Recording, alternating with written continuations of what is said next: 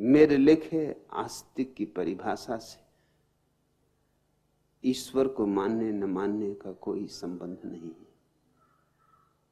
आस्तिक वह है जो जीवन को स्वीकार करे, जीवन में आस्था रखे,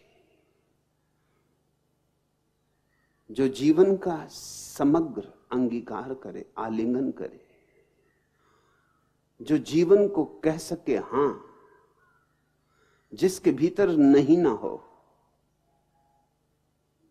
वही आस्तिक है। इसलिए मैं बुद्ध को भी आस्तिक कहता हूं। उन्होंने ईश्वर को नहीं माना, आत्मा को भी नहीं माना, लेकिन फिर भी वो आस्तिक हैं। महावीर को आस्तिक कहता हूं, यद्यपि उन्होंने ईश्वर को नहीं माना। ईश्वर से आस्तिकता और नास्तिकता का संबंध छोड़ दो।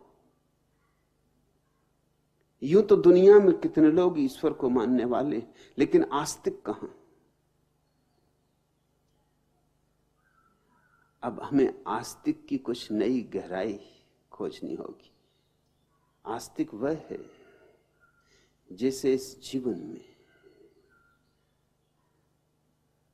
जीवन के कण कण में, रंग रंग में, श्वास श्वास में भगवत्ता का बोध होता है।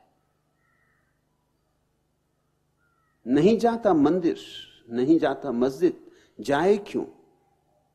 क्योंकि सब जगह मंदिर है और सब जगह मस्जिद है। नहीं झुकता पत्थरों की मूर्तियों के सामने, झुके क्यों? क्योंकि सभी जगह उसी परमात्मा की जीवंत मूर्तियां मौजूद हैं। फूलों के सामने झुक लेता है, हरे वृक्षों के पास झुक लेता है, चांतारों के साथ नाच लेता है,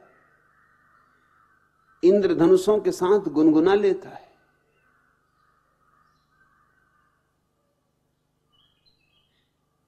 जीवन अपने समस्त रूपों में परम सत्य की अभिव्यक्ति है। इसके अतिरिक्त और कोई परमात्मा नहीं है। लेकिन सदियों से यह जहर कूट कूट कर तुम्हारे रग रेसे में भरा गया है कि ईश्वर है जीवन विरोधी। अगर ईश्वर को पाना है तो जीवन को इंकार कर देना होगा, जीवन से पीठ फेर लेनी होगी, जीवन के युद्ध से हट जाना होगा। और सबसे सुगम उपाय है जीवन से पीठ फेर लेने का यह कह देना कि जीवन भ्रम है, माया है, झूठ है ही नहीं।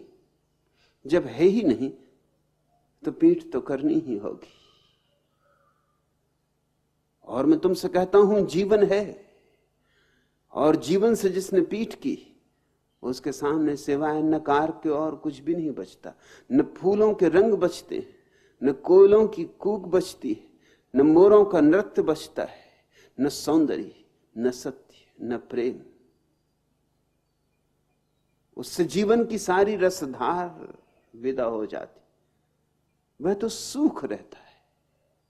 और ऐसे ही सूख गए जीवन की रसधार से, सब तरह से टूट गए लोगों को तुमने संत और महात्मा कहा है।